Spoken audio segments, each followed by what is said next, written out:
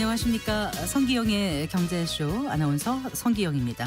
지난달 13일 이스라엘이 이란을 선제 공격하면서 시작된 12일 전쟁. 미군이 이란의 핵시설을 공습한 후에 트럼프 대통령의 중재로 양국이 휴전에 합의했는데요. 하지만 이란이 여전히 핵활동을 포기하지 않겠다는 입장을 내비치면서 이란 핵 문제를 둘러싼 진통은 계속될 것으로 보입니다. 당장은 중동전이 봉합된 것으로 보이지만 이란과 이스라엘전이 장기적으로는 언제든지 재현될 수 있다는 그런 분석도 나오는데요. 현재 중동 상황 자세히 짚어보고요. 지난 12일 전쟁 당시 국제유가가 배럴당 $80까지 치솟았던 만큼 중동 리스크가 우리 한국 경제에 어떤 영향을 미칠지 잠시 후에 자세히 알아보겠습니다. 퇴직 후 은퇴 생활이 점점 길어지면서 퇴직급여를 일시금 대신 연금으로 수령하는 퇴직자가 매년 꾸준히 늘어나고 있다고 합니다. 퇴직금을 연금으로 수령하면 어떤 혜택이 있고 또 주의할 점은 무엇인지 잠시 후에 꼼꼼히 살펴보겠습니다. 이 시간 유튜브로도 함께하겠습니다.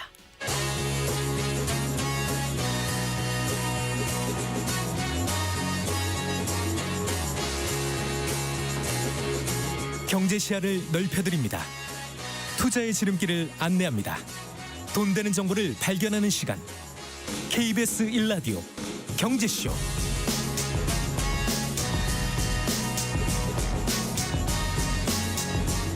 먼저 오늘의 주요 경제 뉴스부터 살펴보겠습니다. 경제 뉴스 브리핑 손서구 경제평론가와 함께합니다. 어서 나오십시오. 안녕하세요. 안녕하세요. 자, 오늘 국내 증시가 반등에 성공했습니다. 네, 반등에 성공은 하긴 했는데 사실 오후장 들어서 상승분을 좀 상당 부분 반납을 했습니다. 네. 그래도 이제 전반적인 강세장의 분위기는 이어갔던 날이었습니다. 종가부터 말씀드리면 코스피는 0.58% 17.95포인트가 올라서요. 3089.65에 거래를 마쳤고요. 네. 오늘 코스닥도 올랐습니다. 0.28% 그래서 783.67을 기록을 했습니다. 장중에 오전장에는 상당히 많이 올랐어요. 2% 가까이 코스피의 경우에는 상승폭이 컸습니다. 네. 그래서 3130선도 돌파를 했어요. 그래서 네. 연고점도 갈아치웠었고 52주 신고가도 경신했었죠. 네. 네. 그리고 이게 장중 기준이긴 하지만 3년 9개월 만에 가장 높은 곳까지 치고 올라갔습니다. 그렇군요. 물론 네. 이제 오후장에서 상승분을 반납하면서 거의 3100선을 다시 내주긴 했어요. 지금의 흐름을 보면 일단 증시 상승에 대한 기대감에 따른 매수세도 있고 네. 그다음에 그동안 많이 올랐지 않습니까? 그러니까 차익 실현에 나서는 매도세도 있는 거죠. 그래서 매매 공방을 좀 치열하게 장중에 계속 벌이는 것으로 보이고요. 네. 종목별로 보면 오늘 시총일이 삼성전자가 6만 원대로 회복을 했습니다. 네. 0.84%가 올라서 6만 300원에 거래를 마쳤고요. 반면에 이제 잘 나가던 SK 하이닉스는 오늘 좀 낙폭이 컸습니다. 지금 28만 원대로 다시 내려왔습니다. 2.05% 하락을 했습니다.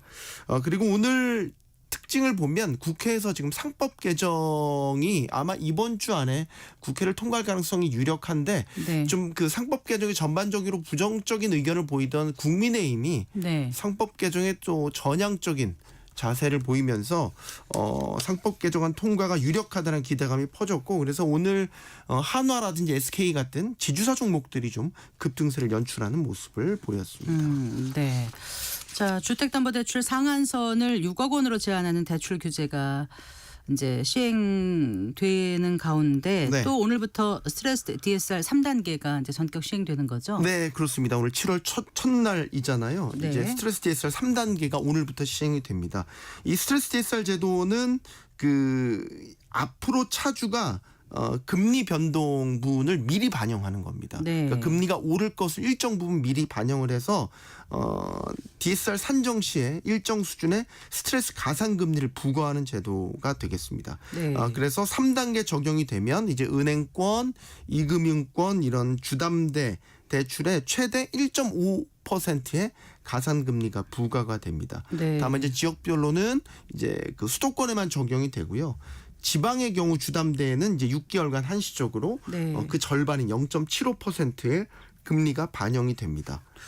그러면 그 대출 한도가 구체적으로 얼마나 줄어들게 되는지 예를 들어서 좀 말씀해 주시겠어요? 네, 예를 들어서 이제 연소득 5천만 원인 수도권의 차주가 변동령에다가 30년 만기, 또 원리금 균등 상환, 금리는 4.2%의 조건에 대출을 받는다고 가정을 해보면요. 네. 대출 한도는 기존 3억 원에서 2억 9천만 원으로 1천만 원이 줍니다. 약 3%가량 줄어들게 되는 거고요.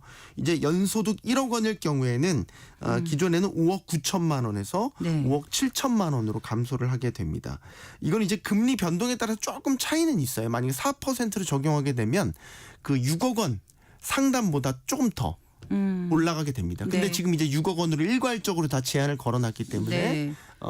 이제 추가적으로 좀 더 깎이게 되는 깎이는 거죠. 거 대출 한도가. 네. 그리고 이게 이제 그 지난 27 정부가 내놓은 가계부채 관리 방안까지 다 적용하면 더 줄어들 여지가 있는 게 예를 들어서 수도권이나 규제 지역에서 생애 최초 주택 구입 목적의 주택담보대출을 받을 경우에는 기존의 주택담보 인정 비율 LTV를 80%까지 인정해 줬는데 이제 70%로 네. 10%포인트 감소가 됐기 때문에 이를 적용하면 이제 한도는 더 줄어들 수 있게 되는 거죠. 네.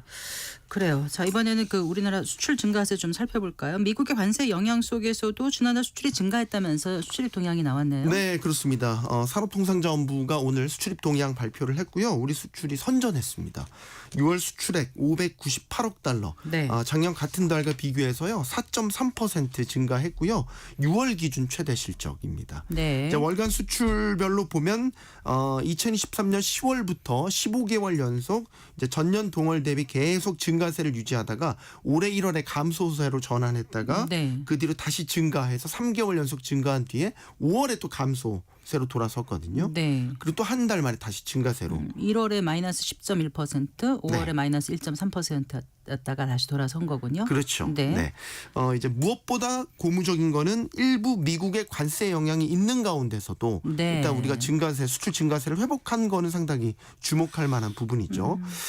역시 수출효자 반도체였습니다. 반도체 수출이 지난달에 149억 7천만 달러, 1년 전보다 11.6% 증가하면서 네. 사상 최대 실적 기록을 다시 썼습니다. 네. 이제 고대역폭 메모리 HBM 같은 고부가 가치 제품의 수출이 증가한 게 주요했다라는 분석이고요. 네. 자동차 수출도 선전했습니다. 63억 그래요. 달러, 2.3% 증가했습니다. 전년 대비. 네, 이것도 6월 역대 최대 실적인데 이제 미국 관세 영향이 있기 때문에 대미 수출은 좀 줄긴 했지만 유럽 연합으로의 수출이 전기차를 중심으로 네. 늘어났고요. 중고차 수출도 크게 증가하면서 그렇군요. 전체 증가세를 이끌었습니다.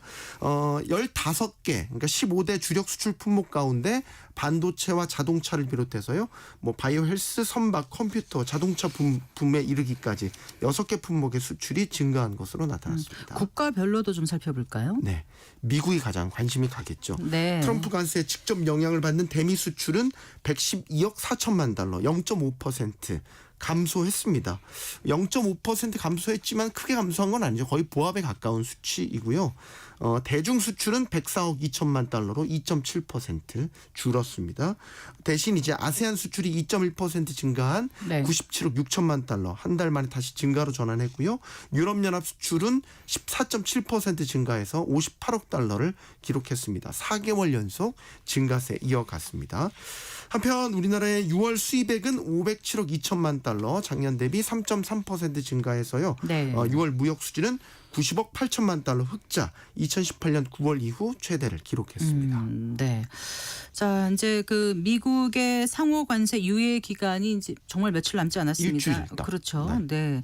그런데 이 또 유예 기간을 연장하지 않을 것이다라는 네. 백악관 인사의 언급이 있었다면서요. 네. 이 케빈 해시 백악관 국가경제위원회 위원장인데 CNBC와 인터뷰에서 7월 9일에 무슨 일이 일어날까? 이건 이제 상호관세 유예 기간이 끝나는 바로 다음 날이죠. 관세율이 인상되는 걸 보게 되나라는 이제 물음에 답을 한 것인데 해신 위원장이 이 질문에 세금 법안이 통과되자마자 대통령 집무실에서 마라톤 회의가 있을 것으로 본다. 네. 그래서 우리는 무역 상대국을 하나씩 검토할 거고 최종 결정을 내려 관세율을 설정할 것이다. 이렇게 답을 한 거예요. 7월 8일까지 유예 기간이니까 이제 유예를 연장하지 않으면 이튿날에 9일부터는 상호관세가 부과된다는 얘기죠. 이제 해실 위원장의 언급을 해석을 해보면 지금 현재 7월 4일까지 감세 법안이 통과가 되면 그 이후부터 그동안의 무역 협상 경과에 맞춰서 국가별로 이제 상호 관세 최종 관세율을 재설정하겠다. 이런 의미로 해석이 되죠. 네. 앞서 트럼프 대통령도 이 비슷한 이야기를 했죠. 상호관세 유예기간 연장을 필요 느끼지 못한다. 그래서 상대국에 관세율이 명시된 서한을 보내겠다. 이런 이제 이야기를 했었죠. 네. 그리고 또 해시 위원장이 지금까지 협상 성과에 대해서 우리는 수많은 협상 성과물을 갖고 있고 두 자릿수다. 이런 얘기도 했거든요. 네. 그러면 이제 협상 타결에 가까운 국가들이 두 자릿수, 최소한 10개 국가 이상은 된다. 라는 뜻으로 해석이 되는 거죠.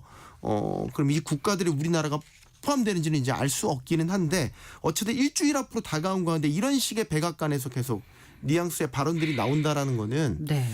정말로 강행할 수도 있겠다라는 생각을 하게 되는데 막판까지 정말 지켜봐야 될 것 같습니다. 사실 상호관세 유예가 그때 됐을 때도 전격적으로 결정이 된 거거든요. 네. 4월 2일에 상호관세 국가별로 발표하고 나서 일주일 있다가 이제 유예가 발표됐지 않습니까? 네. 그 전까지 트럼프 대통령의 말이나 이런 것들을 보면 이 예측 불가였단 말이죠. 그러다 전격적으로 상호관세 유예한다고 발표했어요.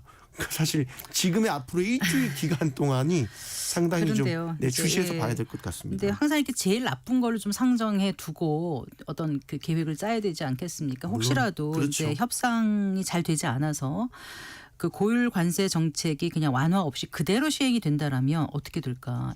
여기에 대해서 한국은행이 어떤 분석 자료를 좀 내놓은 것 같은데 그것도 잠깐 좀 소개해 주시겠습니까? 네. 한국은행 뉴욕 사무소에서요. 네. 2025년 하반기 미국 경제 전망과 주요 이슈 보고서를 내놨고요.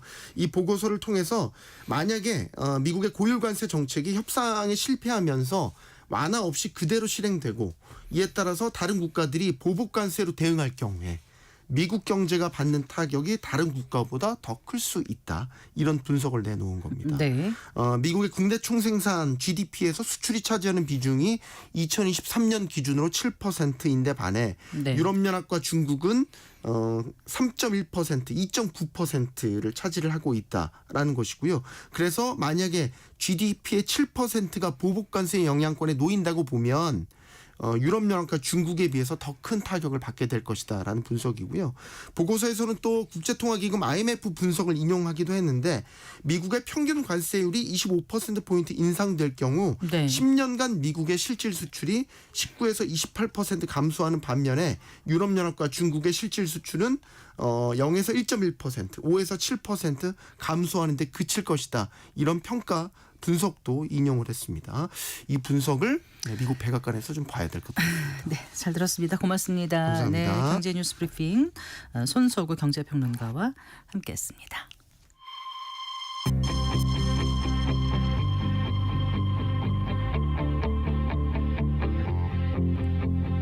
경제 전문가의 원포인트 레슨. 꼭 알아야 할 정보와 이슈를 알기 쉽게 풀어드립니다.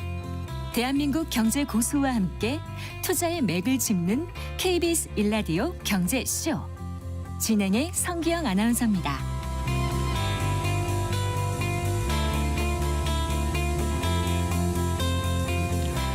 이스라엘과 이란의 휴전 이후 국제 유가가 급격히 안정세를 보이고 있습니다. 네, 지난달 13일인가요? 이스라엘이 이란을 공습한 이후에 글로벌 금융시장이 출렁인 것은 물론이고 국제 유가가 5개월 만에 최고치였죠. 배럴당 $80를 넘어서기도 했는데요. 어제 국제 유가 보면은 브렌트유가 배럴당 $67.61로 안정세를 보였습니다. 하지만 이란이 여전히 이제 핵 개발 그 의지를 보이고 있고요. 또 트럼프 미국 대통령은 이란의 우라늄 농축 시도가 우려스러운 수준으로 지속이 된다면 공습을 재개할 것이라고 언급하는 등 여전히 중동발 리스크가 살아 있다고 봐야 할 텐데요. 자, 중동발 리스크 앞으로 어떻게 지켜봐야 할지 오늘 자세히 짚어보겠습니다.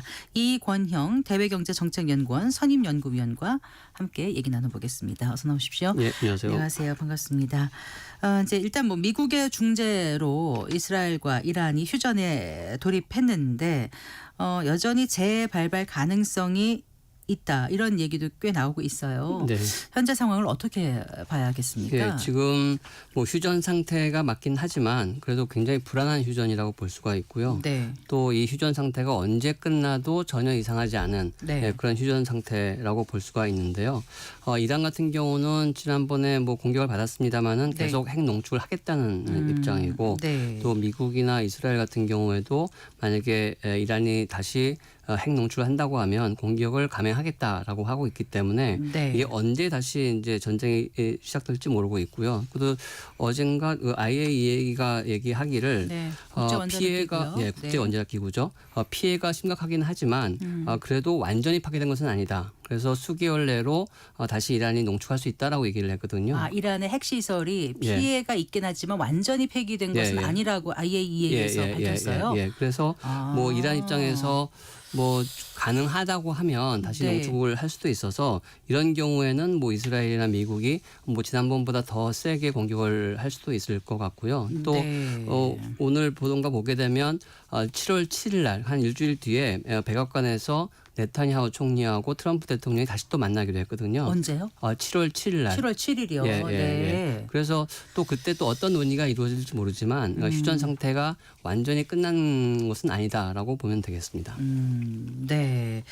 자, 그 12일간의 전쟁이었더라고요. 사실 어떻게 보면 아주 길진 않았고 네, 그렇게 예. 짧게 끝나서 다행이라고 생각하는 분은 많으실 텐데 지난달 13일에 이제 이스라엘의 이란 침공으로 시작된 전쟁. 그 이제 정쟁이 명분이 있어야 될 거 아닙니까? 네, 예. 일단 그 이유를 이스라엘은 이제 선제 공격한 게 이란의 핵무기 개발 저지다 이렇게 네. 밝혔습니다. 예, 그렇죠. 가장 중요한 목적이 이제 이란의 핵무기 개발 능력을 네. 완전히 파괴하는 것. 그것이 가장 일차적인 목적이라고 볼 수가 있겠는데요. 2015년도에 JCPOA, 그러니까 이란 핵 협정을 이제 미국이 이제 스스로 이제 나온 다음에 네. 재협상을 하려고 했을 때에도 핵무기 개발 능력을 어떻게 할 것인지, 네. 그 다음에 저항의 축, 그러니까 뭐 시리아라든지 뭐 하마스라든지 네, 레바논, 레바논, 헤즈볼라 네. 어떻게 지원을 할 것인지, 그리고 뭐 탄도미사일 개발을 어떻게 할 것인지도 같이 얘기를 했었거든요. 그러니까 이 세 가지 문제, 그러니까 핵 개발 능력과 그다음에 저항의 축에 대한 지원 문제, 그리고 탄도미사일 개발 문제 이런 네. 것에 대해서 네. 이제 이스라엘과 미국은 그것을 이제 없애려고 했던 것이고, 네. 그래서 이번에 이스라엘이 공격할 때에도 발사대, 그러니까 탄도미사일 발사대를 다 공격을 해서 탄도미사일을 좀 무력화시키려고 했었던 것이고요. 했었던 거죠. 예. 그러니까 이번에 많이 했죠. 네. 발사대를 공격을 해가지고 네, 그럼 포르도 뭐 나탄즈 아스판 이제 이런 핵 시설을 파괴함과 동시에 네. 탄도 미사일을 쏠 수 있는 발사대도, 발사대도. 이렇게 했고요. 네. 그다음에 뭐 저항의 축이라고 하는 뭐 헤즈볼라라든지 하마스라든지 네. 뭐 다 이제 거의 뭐 괴멸 수준이라고 평가를 하고 있기 때문에 예. 어느 정도는 이제 이스라엘과 미국의 전략이 좀 더 이렇게 완성이 된 것이고, 네. 차후에 이제 이란의 핵 개발이 어떻게 될지에 따라서 또 이제 다음 이렇게 전략이 결정될 것 같습니다. 네. 이란은 그러면 지금 어느 정도까지 그 농축 우라늄을 갖고 있어요? 핵무기 제조하려면 한 90% 이상이 있어야지 그렇죠. 가능하다고 하던데요. 네, 예. 그래서 지금까지 밝혀진 바로는 한 60% 정도의 농축 정도의 우라늄이 한 408kg 있다고 지금 알려져 있고요. 그러니까 네. 이 크기라고 하는 것은 한 3주 내지 4주 안에 그 핵무기를 한 9기 정도 만들 수 있는 능력이라고 하고 있거든요. 그럼 60%에서 90%로 농축하는 게 그렇게 빨리 가능한 네, 거예요? 예, 그렇죠. 예. 한 3주나 4주 정도면은 그걸 만들 수 있다고 하기 때문에 이스라엘이 네. 공격을 한 것도 이제 그것을 이제 빌미 삼아서 공격을 한 것이고, 네. 한 뭐 원심 분리기도 한 2,700대 정도가 있다고 하거든요. 이란 네, 내부에. 네. 그것도 계속 돌아가고 있어서 그것을 이제 공격했다라고 보시면 될 것 같습니다. 네. 그런데 이제 궁금한 게 미국과 핵 협상이 진행되고 있었던 거잖아요. 네, 예, 그렇죠. 그런데 이스라엘이 한 거는 네. 미국의 의중과 상관이 있었을까요? 없었을까요? 1차적으로는 이스라엘의 전략이라고 생각이 되는데요. 이스라엘 입장에서는 이란과 1대1로 싸우는 것은 좀 불리하다고 생각을 하기 때문에 네. 반드시 미국을 끌어들여야 된다라는 전략이 있습니다. 그래서 좀 더 전쟁판을 좀 더 크게 키우고 또 미국의 지원을 받아야지만 된다라고 생각을 하고 있었기 때문에 예를 들어서 2024년도 작년도에도 이란과 이스라엘 간에 서로 상호 공습이 있었지 않습니까? 근데 그때는 일회성으로 끝나고 말았고요. 네. 이번에는 좀 더 크게 만들기 위해서 이제 미국을 좀 끌어들이려고 했었던 것이 있는데 만약에 네. 그 이틀 뒤에 이제 바로 이제 6차 핵협상이 있었을 거였는데 네. 그 전에 이제 공격을 한 것은 이스라엘 입장에서는 만약에 6차 핵협상에서 만약 긍정적인 협상 신호가 나온다고 하면 네. 이스라엘은 약간 좀 고립되는 차원이 있는 거거든요. 그 전에도 트럼프 대통령이 중동을 방문했을 때에도 네. 뭐 사우디, UAE, 카타르를 방문했는데 이스라엘은 방문을 하지 않았습니다. 그리고 하마스하고도 이스라엘 개입 없이 독자적으로 인질 협상을 했었고요. 네. 그다음에 뭐 예멘하고도 휴전 협상을 이제 이스라엘 말 듣지 않고 했었던 것이고 또 시리아에 대한 뭐 제재 문제도 있었었는데 그것도 이스라엘 없이 그냥 미국이 결정을 했거든요. 그러니까 네. 만약에 핵 협상도 잘 굴러간다고 하면 네. 이스라엘은 완전히 이 논의에서 빠져버리는 것이기 때문에 네. 그것이 되게 좀 두려웠던 것이고 그것을 이제 다시 그 상황을 다시 만들기 위해서 미국을 끌어들인 것이고 그렇게 하기 위해서 이제 전쟁을 시작했다라고 보면 될 것 같습니다. 네. 어쨌든 24일에 결국 이제 트럼프 대통령 주도로 그 이란과 이스라엘이 휴전에 들어간 거고요. 그 네. 직전에 이제 미국이 이란의 핵심 핵시설을 공습한 거고요. 그렇죠. 네. 네. 양국의 피해 상황은 지금 어느 정도로 집계되고 있습니까? 사실 그 피해 상황에 대해서는 이제 현장에 있지 않기 때문에 네. 정확한 정보는 알 수가 없습니다. 지금 이란도 피해가 크다고 하고 뭐 네. 이스라엘 내부에서도 뭐 항구라든지 뭐 많은 인명 피해가 있다고 전해지고 있는데 실질적으로 이제 뭐 뉴스로 이제 확인을 되기는 어려운 상태이고요. 네. 이란 같은 경우에는 이제 농축 우라늄을 아까 말씀드렸던 것처럼 408kg이 있다고 했는데 네. 그것이 과연 그 포로도 그 시설에 계속 있었던 건지 맞아요. 아니면 그 옮겼는지. 이전에 옮겼는지 알 예. 수가 없거든요. 그러니까 예. 트럼프 대통령은 이제 옮겨지지 않았다라고 얘기를 하고 뭐 이란은 이제 옮겼다고 얘기를 하기 때문에 그것의 진위를 알기는 굉장히 어려운 것이고요. 핵시설 피해 정도도 이란 같은 경우에 처음에는 별로 피해가 없었다고 했다가 네. 좀 며칠 뒤에는 또 피해가 있었다고 얘기도 했었고요. 그다음에 좀 전에 말씀드렸던 IAEA에서도 네. 뭐 심각한 피해는 있지만 완전히 파괴된 것은 아니다라고 했기 때문에 네. 아직까지 그 확실하게 파괴된 정도를 알 수는 없는 상태입니다. 근데 좀 더 중요한 것은 이 물리적으로 피해가 있는 것보다도 네. 이란의 신정 체제에 대해서 심각하게 좀 무슨 체제요? 신정 체제. 그러니까 네. 대통령 위에 이제 하메네이가 네. 최고 지도자. 지도자가 이제 이슬람 법학자가 있는데 네. 그 대통령 같은 경우는 약간 행정부의 수반이라고 볼 수가 있고 뭐 대외 외교권이라든지 뭐 군수 통수권 같은 경우는 다 최고 지도자가 갖고 있거든요. 네, 네. 그 위에 그 대통령 위에 이제 최고 지도자가 있는 거죠. 네. 그러니까 그걸 이제 신정 체제라고 부르는데 그러한 체제에 대해서 심각하게 좀 권위가 좀 손상되지 않았나라는 것이 가장 좀 큰 것이고 그렇기 때문에 이란 내부에서의 어떤 시위라든지 네. 뭐 지도 체제에 대한 반발이라든지 그런 것들이 있고 예. 또 이번에 공격이 이루어진 것이 좀 모사드 그러니까 이스라엘 정보 기관이요? 모사드에 네. 의한 뭐 이렇게 스파이 같은 게 많이 있다라고 이제 알려져 있어서 네. 그 내부가 어떻게 좀 잘 이렇게 그 스파이 뭐 그 외부 조직 개입 조직을 좀 제거해야 할 필요가 있는데 네, 그런 것들이 잘 안 되지 않았나. 그러니까 고위군사 지휘관이라든가 핵 개발자를 겨냥한 그렇죠. 그런 침공이 가능했던 게 아닌가 그렇죠. 예. 이런 의혹이 나오는 거죠. 그렇죠. 네. 예, 예. 그래서 그런 내부 숙청 작업이나 뭐 내부 그런 이제 반체제 인사들을 좀 제거하는데 좀 신경을 좀 쓰고 있는 것 같고요. 그래서 네.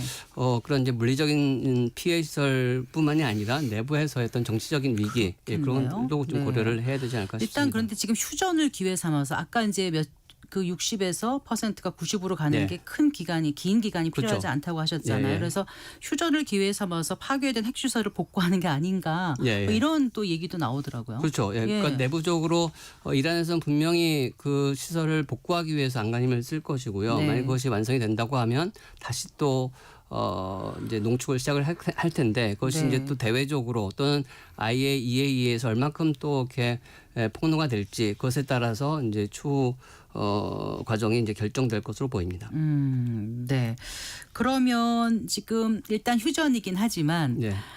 다시 재발발할 가능성을 그렇죠. 예. 우리가 배제할 수는 없는 예, 거잖아요. 충분히 있다라고 보는데요. 최근에 이란이 이제 그 제공권이 완전히 파괴가 됐고, 그러니까 네. 뭐 방공망이 파괴가 네, 됐고, 네. 또 전투기가 없었기 때문에 이번에 이제 그 중국의 J-10C라는 전투기를 네. 도입한다고 하거든요. 지금 네. 한 400대 정도를 구매할 것이라고 얘기를 하고 네. 있는데 어디 이란이요? 이란이 중국으로부터 네. 중국 네. 전투기를 그러니까 그 전에는 이제 러시아의 수호의 전투기를 구매를 했었었는데 네. 요번에 이제 중국 전투기를 이제 구매하려고 하고 있고 요번에 이 중국 전투기가 과거에 파키스탄 인도 전쟁 시에 네. 그 프랑스의 라팔 전투기를 격추시켰다고 해서 좀 약간 유명해진 전투기거든요. J10C가. 예, 예. 네. 그래서 그거를 이번에 구입하려고 하고 있고요. 네. 그다음에 뭐 방공망도 다시 또 복원을 할 것이고요. 네. 그다음에 뭐 핵시설 아까 말씀드린 것처럼 그것을 다시 복구를 한다고 하면 이란으로서는 다시 전쟁이 일어나는 것에 대해서 이제 대비를 하는 것이 아닌가 네. 그런 생각을 할 수가 예. 있겠습니다. 그런데 이제 지금 경제적 측면에서 중동 리스크를 좀 더 들여다보자면은 이제 네. 최근에 보면 금융시장이라든가 뭐 유가라든가 해운 그 해상 운송 운임 같은 거에 즉각적으로 반영이 되긴 합니다만 특히 이제 금융시장의 경우는 그래도 또 타격이 오래가지 않았다는 생각을 하시는 분들도 계실 것 같고요. 네. 또 해상 운송 운임 같은 경우 굉장히 급등락을 해가지고 네, 예. 예, 그때 상황 잠깐 좀 짚어볼까요? 그래서 이번 그 충돌 상황이 굉장히 큰데도 불구하고 금융시장에는 아주 크게 뭐 영향을 미치지는 않았다라고 생각이 되는데요. 네, 네. 그 이유를 좀 이제 보자고 하면 일단 그 유가가 올라가는 것은 국제 원유 공급 시장 수급 관계, 네. 수요와 공급 관계가 얼마나 더 혼란스러운가에 따라서 이제 달라지는 것인데 이번에 이스라엘의 공격이 주로 이란의 핵시설이라든지 네. 뭐 핵 과학자에 대해서 이루어진 것이지 예. 원유 생산 시설 파괴는 아니었거든요. 그러니까 네. 원유 공급에 있어서 큰 문제는 아니라는 것이 하나가 있고요. 네. 또 이란이 지금 경제 제재에 있기 때문에 약 300만 배럴 정도를 하루에 300만 배럴 정도를 생산을 하고 있는데 그 절반 정도는 국내에서 소비를 하고 네. 나머지는 해외 수출을 하는데 해외 네. 수출하는 것의 한 90%는 다 중국으로 갑니다. 그러니까 국제 원유 시장 질서를 교란시키는 데는 약간 네. 좀 모자란다. 미국은 한 2%밖에 수입 안 한다면서요.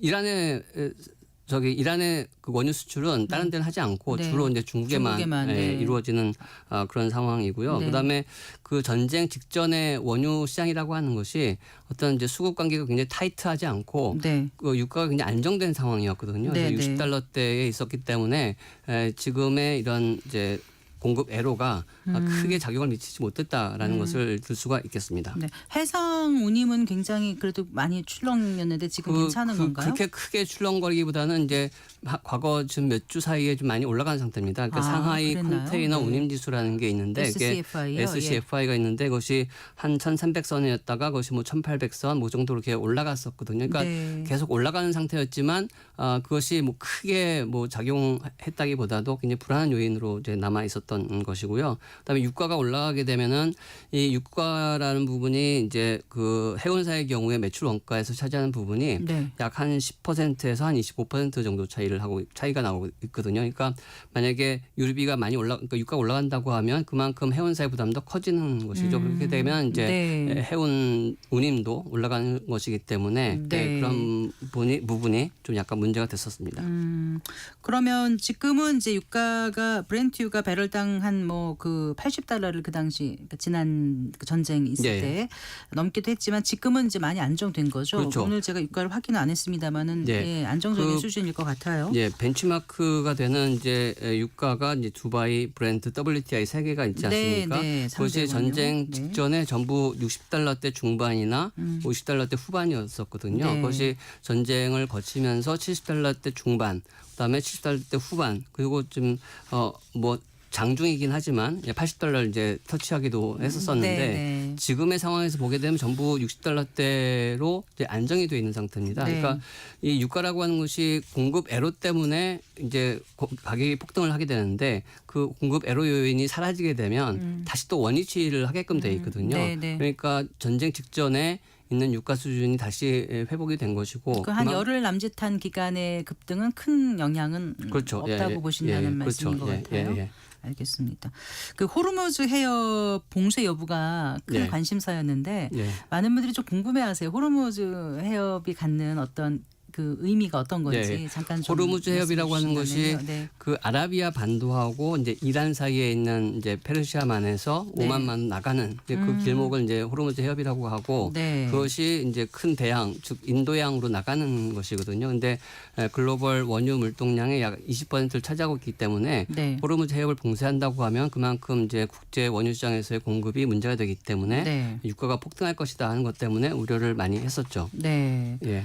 세계 뭐 원유 소비량이 25% 여길 지나간다. 네. 그래서 뭐 오일 하이웨이다 이렇게 불린다고 하는데 네. 어쨌든 말은 그렇게 해도 실제로 봉쇄된 적이 없었죠. 없었죠. 예, 2000년대 네. 중반에 처음 이제 호르무즈 해협 봉쇄 카드를 꺼내 들었었는데 한 몇 차례 있었습니다만은 네. 실제로 봉쇄된 적은 없었고요. 근데 봉쇄되기 어려운 것이 이 주변국의 이해관계가 있기 때문에 이란이 독자적으로 하기가 굉장히 어려운 상황. 주변국의 이해관계가 어떤 말씀이세요? 그러니까 예를 들어서 뭐 사우디아라비아라든지 쿠웨이트, UAE도 원유 수출을 하지 않습니까? 근데 호르무즈 해협을 봉쇄를 하게 되면 그 나라에도 이제 피해가 가는 것이죠. 네. 그다음에 원유뿐만이 아니라 뭐 각종 뭐 편의시설이라든지 뭐 생필품이라든지 뭐 그런 것들도 다 컨테이너선을 통해서 들어오는데 네. 그것도 이제 도입이 안 되는 거니까 네. 그렇게 되면은 주변국에 굉장히 큰 피해가 오는 것이거든요. 네. 그리고 이란도 마찬가지로 생필품을 또 수입할 수 없는 것이기 때문에 네. 그런 면에서 문제가 생기고 또 만약에 호르무즈 해협을 봉쇄를 한다고 하면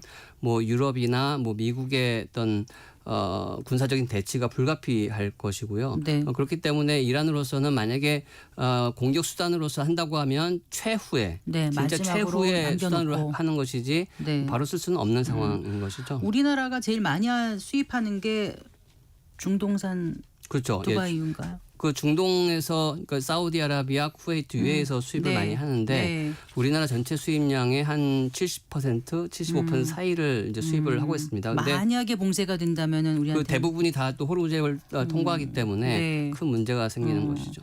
제가 아까 2%는 예. 미국이 중동산 원유 수입 비중이 전체 소비량이 2% 안 된다는 걸 제가 아까 이란으로 예. 잘못 예. 말씀드린 것 같아서 지금 좀 네. 정정을 하고요.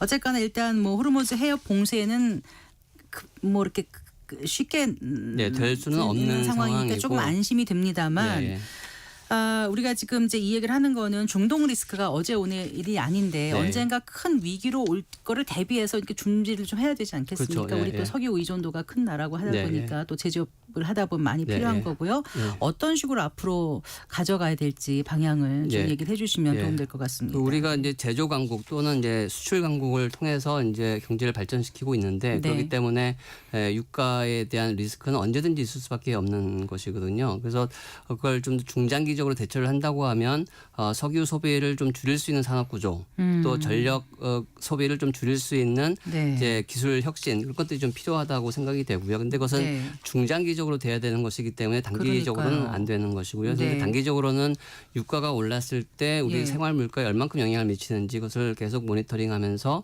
그것을 큰 폭으로 올라가지 않게끔 조정하는 것이 중요할 것 같고요. 네. 또 아까 말씀드린 것처럼 중동의 석유가 한 70% 정도 들어오는데 네. 그것을 좀 더 줄이게 되면 네. 호르무즈 해협에서의 어떤 리스크도 좀 줄어들 수 있지 않겠습니까? 그래서 뭐 아프리카라든지 네, 뭐 네. 러시아 아직은 뭐 관계가 좋지는 않지만 네. 다른 나라에서 석유를 수입을 하게 된다고 하면 네. 중동산 원유에 대한 의존도도 좀 줄어들 수 있어서 미국산 원유를 조금 좀 덜 수입하는 건가요?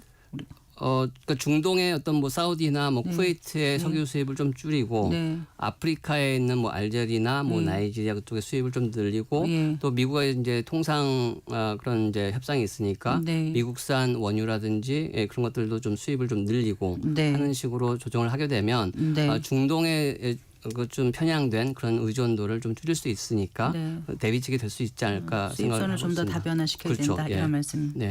이해했습니다. 네, 말씀 잘 들었습니다. 고맙습니다. 네, 고맙습니다. 네, 대배경제정책연구원 이권영 선임연구위원과 함께했습니다.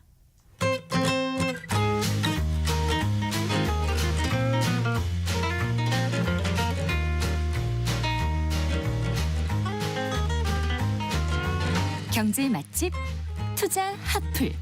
지금은 돈 벌기 딱 좋은 시간. KBS 1라디오 경제쇼.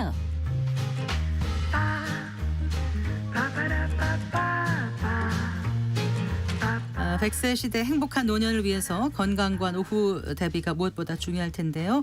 은퇴 이후의 노후 자금 마련을 위해서 돈 관리 계획 구체적으로 세워보는 순서입니다. 미래에셋 투자와 연금센터 김동혁 산무와 함께하겠습니다. 어서 나오십시오. 네, 안녕하십니까? 안녕하세요. 퇴직 급여를 일시금 대신 연금으로 수령하는 퇴직자가 해마다 꾸준히 늘고 있지요. 네, 맞습니다. 예. 그러니까 고용노동부가 최근에 발표한 자료를 보니까 그러니까 연금으로 일시금으로 받던 사람이 과거에 많았는데 이제 연금으로 수령한 사람이 조금 늘어나는데 이게 비율로 보면 연금 수급 요건을 갖춘 계좌 있잖아요. 연금 계좌에서 네네. 2022년에 한 7.1%밖에 안 됐어요. 네. 2023년에 10.4%, 뭐 작년 같은 경우에 13% 정도까지 늘어나서 네. 꾸준하게 이게 조금씩 많이 늘어나고 있는 추세라고 봅니다. 근데 네. 그래봐야 뭐 10% 간신히 넘어선 거 가지고 뭐 그렇게 난리냐 이렇게 이야기하실 수도 있을 것 같은데 네네. 금액으로 보면 좀 확연히 다릅니다.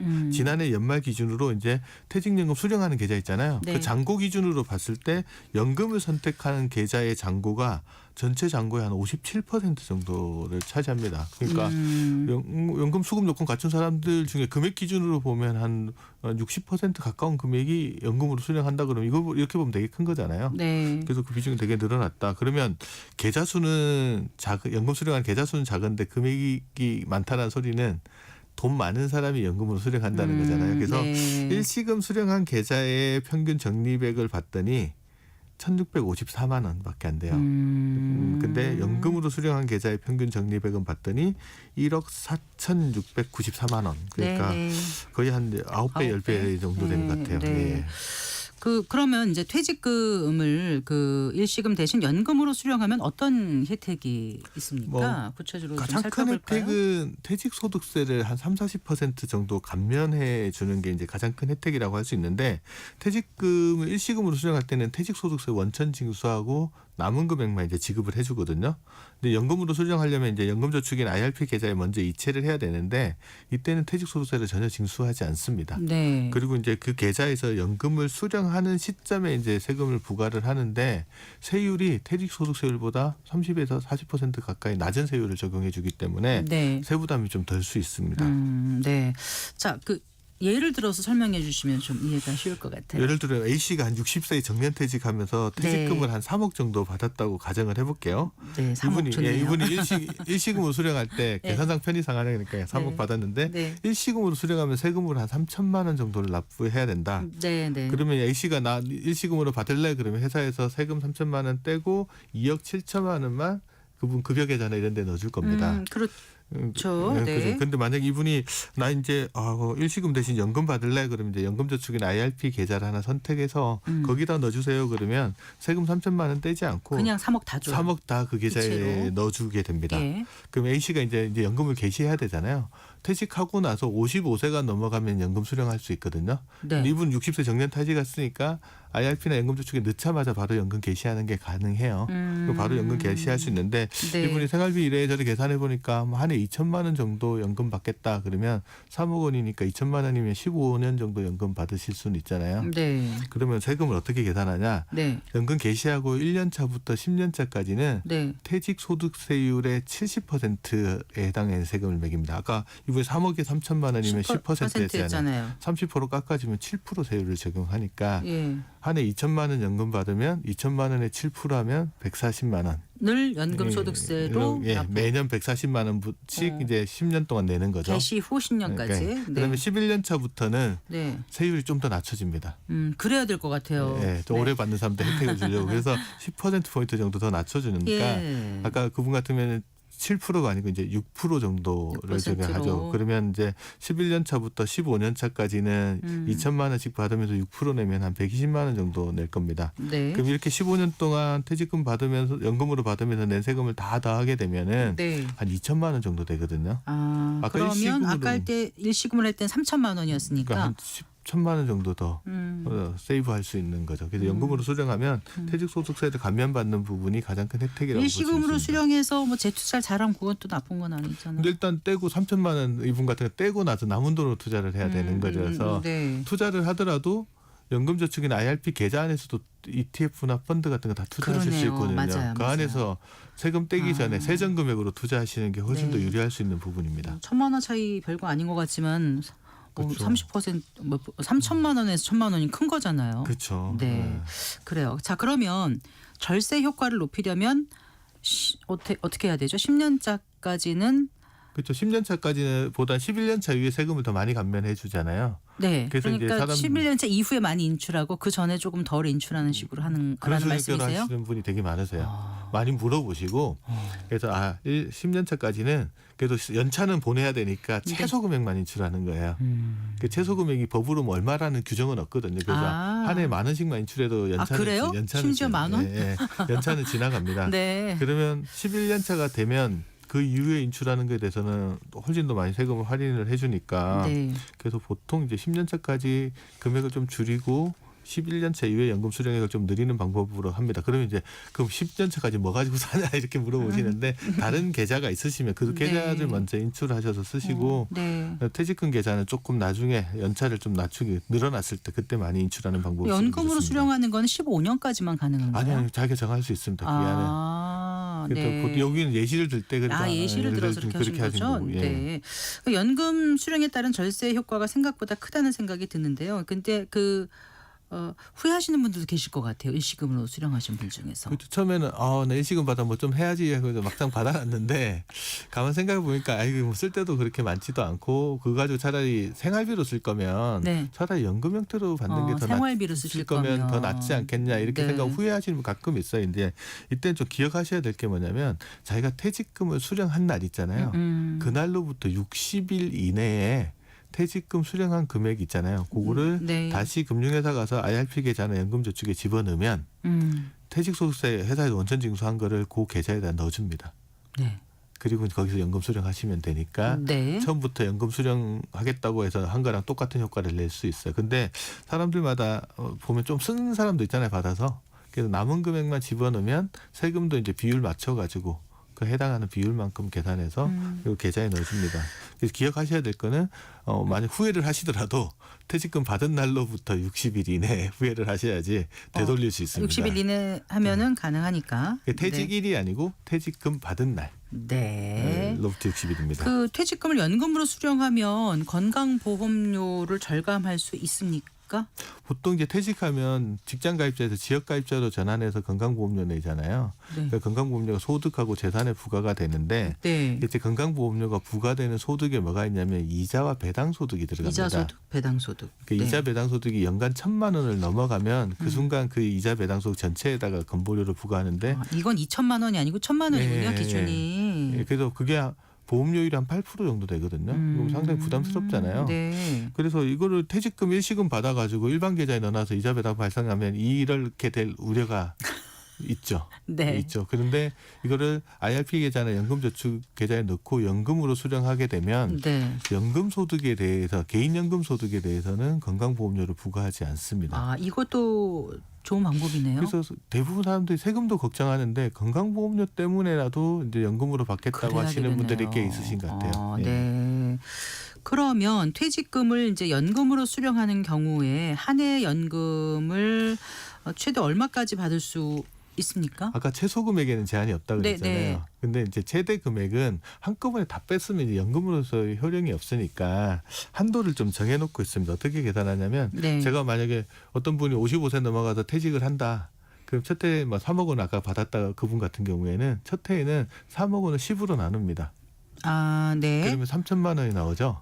나누면 3천만 원에 120%에서 첫 해에는 3,600만 원까지 연금으로 수령할 수 있습니다. 그런 식으로 계산하고 두 번째 그러면 그 다음에 1월 1일이 되면 2년 차에는 2년 차가 딱 시작이 네. 되는데 1월 1일 날 잔고를 이번에 9로 나눕니다.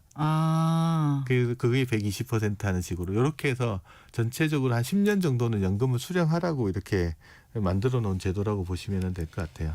그래서 연금 수령 연차에 따라서 잔고가 조금씩 차이 나는데 가급적이면 10년 이상은 연금을 수령했으면 좋겠다. 그러면 그 사람한테 연금 수령에 따른 혜택을 주겠다. 이렇게 보시는 게 맞는 것 같습니다. 조금씩 헷갈려지기 시작하는데요. 네. 그 오래전에 가입한 연금 계좌 있으면 연금 수령 한도가 늘어난다고 하던데 맞습니까?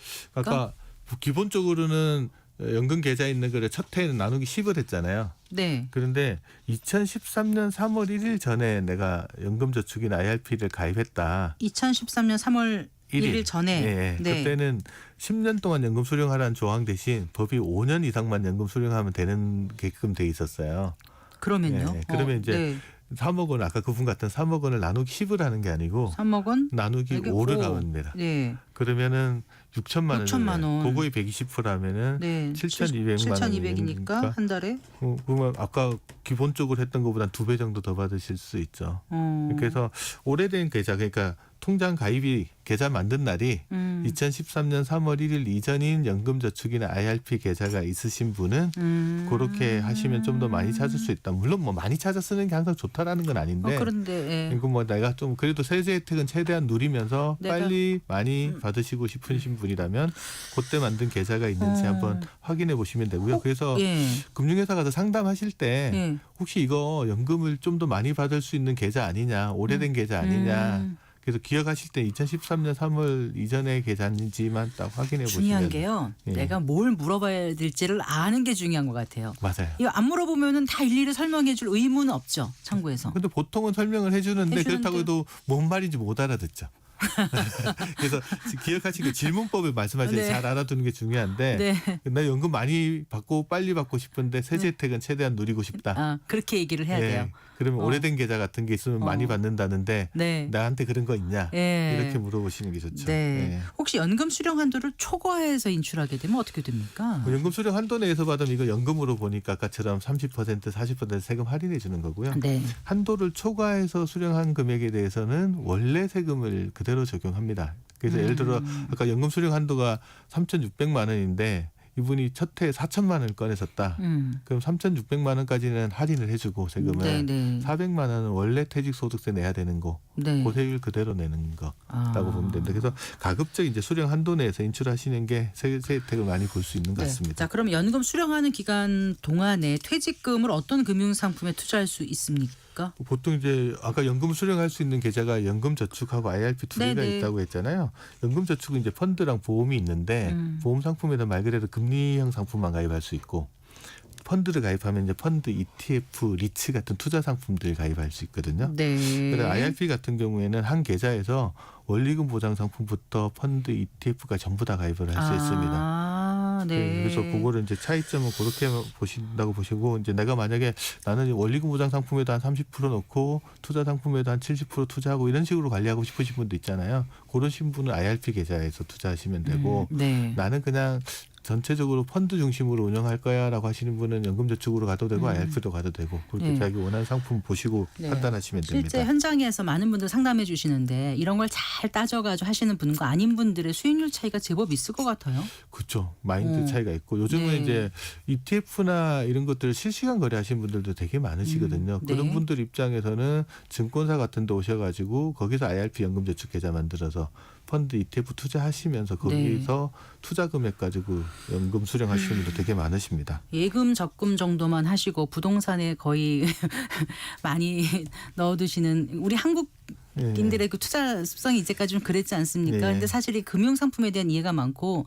금융 교육이 어렸을 때부터 좀 이루어져야 이런 걸 잘 활용할 수 있고 할 수 있을 것 같아요. 이제 고령화 시대 접어들 보면은요 집을 깔고 앉고 이런 거보다도요 이렇게 좀 이런 상품을 잘 활용할 수 있는 그런 마인드 세팅이 돼야 되지 않을까라는 생각을 해봤어요. 퇴직연금이 제도가 네. 도입되고 가장 큰 효과 중에 하나가 퇴직금 옛날에 그냥 퇴직할 때만 딱 잠시 신경 썼잖아요. 맞아요. 근데 이게 눈에 보이는 자산이 돼서 그래서 재직 기간 중에도 내가 이걸 어떻게 모으고 운영하고 투자하느냐에 따라서 네. 달라지는 거라서 눈에 보이는 자산이 된 것 같아요. 그래서 그게 그래요. 그 직장인의 삶을 좀 많이 바꿔놓고 있는 것 같습니다. 연금 수령하려면 투자하던 금융 상품 같은 경우 매도해야 될 텐데 매도 순서 이런 게 좀 있을까요? 여러 가지 현금부터 뭐 원리금 보장 상품 펀드 다 들어 있잖아요. 네. 순서를 정의하면 제일 현금부터 먼저 빼줍니다. 연금으로. 네. 현금이 다 떨어지면 원리금 보장 상품을 먼저 내주는데 이때는 금리가 낮은 순서부터. 그리고 그 원리금 보장 상품 다 떨어지면 이제 실적 배당 상품, 투자 상품들을 아하. 내주는데 네. 이때는 이제 좀 위험 순서가 좀 낮은 것부터 이렇게 순서대로 이렇게 그렇군요. 빼서 나가고요. 네. 자기가 순서를 정할 수도 있는데 정하지 네. 않으면 금방 말씀해 주신 순서대로 현금, 원금 보장 상품 이런 식으로. 한번 확인해 보실 필요는 있습니다. 연금 개시할 때. 예. 알겠습니다. 오늘도 말씀 잘 들었습니다. 고맙습니다. 네, 감사합니다. 네, 김동현 미래에셋 투자와 연금센터 상무와 함께했습니다. 마칠 시간입니다. 성기영의 경제쇼 오늘 순서 여기까지입니다. 아나운서 성기영이었습니다. 고맙습니다.